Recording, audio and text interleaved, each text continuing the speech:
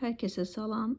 İrim Nəşriyyatının MİQ sertifikasiyaya aid olan Azərbaycan dili test toplusundan fonetika bölməsinə aid 86-cı testi izah etmək istəyirəm.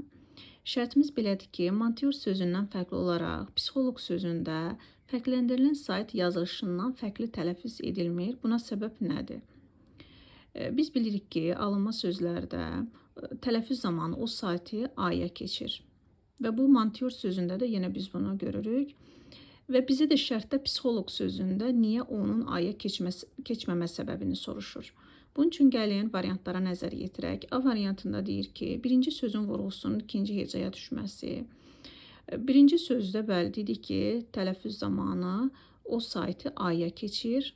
Və bizdən isə ikinci sözü soruşduğuna görə A variantı bizim cavabımız deyil.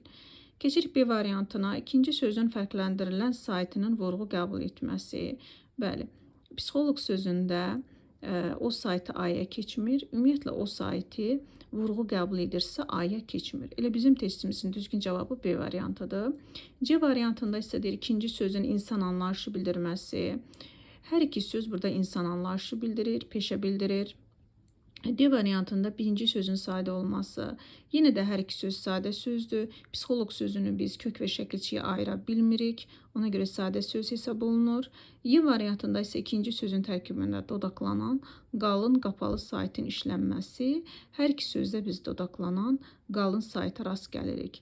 Bu testin düzgün cavabı B variantı olur.